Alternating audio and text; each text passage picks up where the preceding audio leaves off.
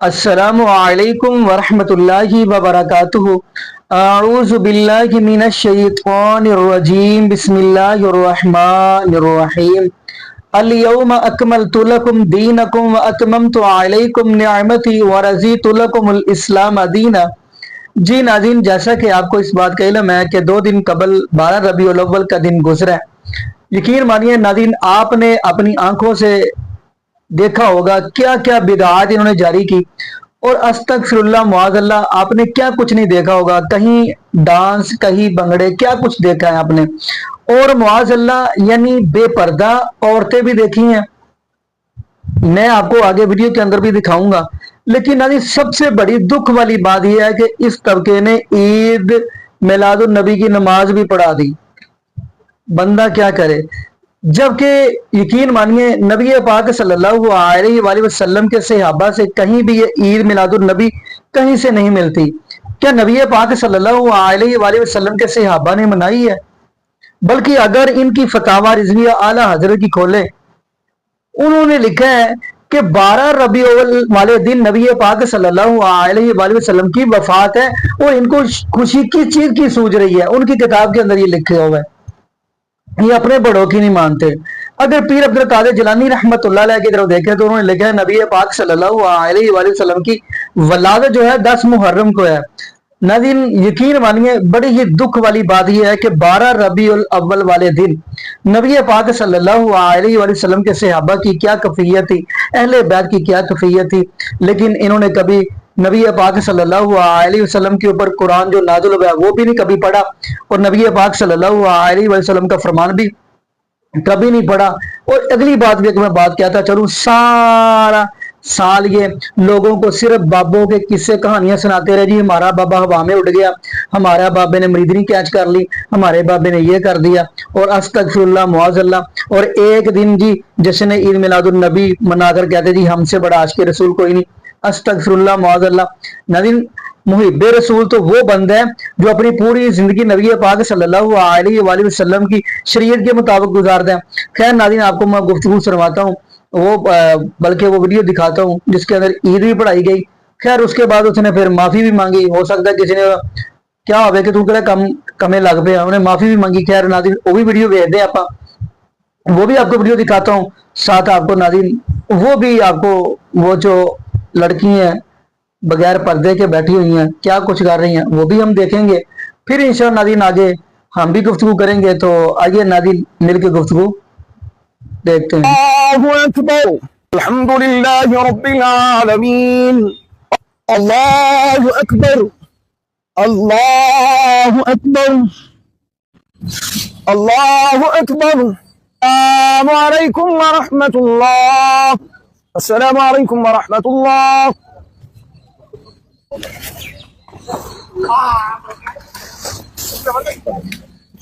वदऊहु यस्तजिब लकुम व ज़िक्रुल्लाहि तआला आला व औला व अज़्ज़ु व अजल्लु व अहम्मु व अतम्मु अकबर।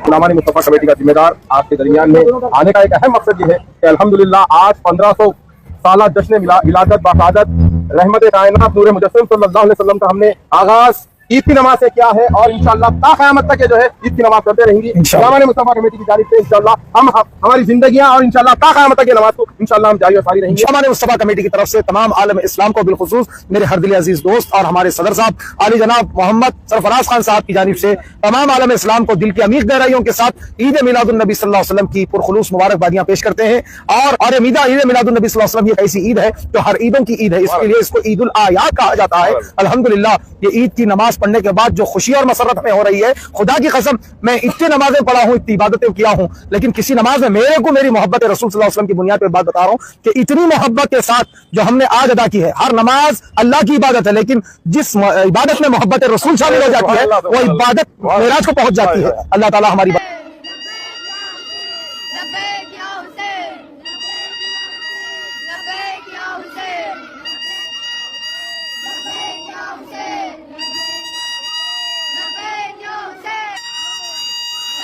बस गलती हो गई हमारे से, हम इसके लिए बहुत माजरत खा हूँ। मैं मिल्लत इस्लामिया के तमाम عالم اسلام کے مسلمانوں سے جہاں تک ہماری آواز پہنچی ہے ویڈیو کے ذریعے سے، جو لوگ دیکھے ہیں کہ ایک نیا فتنہ برپا ہونے کی یہ جو کوشش کی جا رہی ہے، جو الفاظ استعمال ہو رہے ہیں، میں سب سے معذرت خواہ ہوں کہ ایک بار آپ کے اس بھائی کو جو ہے نا دل کی گہرائیوں سے آپ حضرات قائم کردہ یہ خطبہ میلاد النبی صلی اللہ علیہ وسلم ہے، الحمدللہ یہ قیامت تک جاری رہے گا۔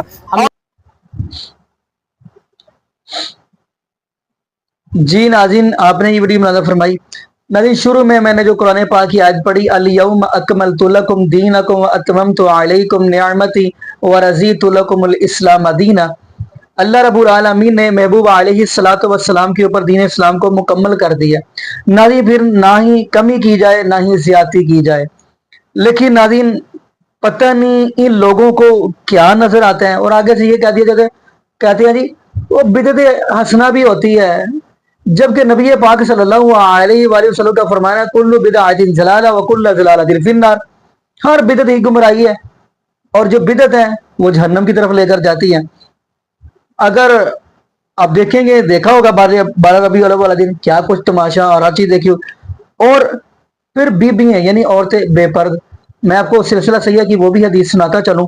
نبی پاک صلی اللہ علیہ وآلہ وسلم کے پاس ایک حبشی عورت آئی ہے، کالا سا رنگ ہے، اور اکر وہ کیا کہتی ہے، کہتی ہے اللہ کے محبوب علیہ السلام جی مجھے مرگی کا دورہ پڑتا ہے، آپ دعا کر دیں۔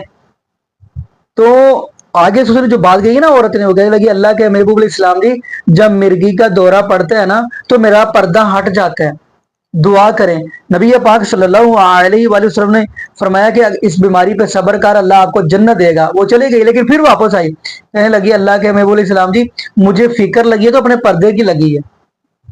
یقین مانیے یہ بڑی کمال کی حدیث ہے۔ میں کہتا ہوں پوری دنیا کا سونا ایک طرف ہو، لیکن میرے محبوب علیہ السلام کا فرمان ایک طرف ہو تو پوری دنیا کا سونا نبی پاک صلی اللہ علیہ وآلہ وسلم کی حدیث کا مقابلہ کر ہی نہیں سکتا۔ اور کیا کچھ انہوں نے کیا میں بتا نہیں سکتا، استغفر اللہ معاذ اللہ۔ اور کہتے جی ہم محب رسول ہے، جی ہم عاشق رسول ہے۔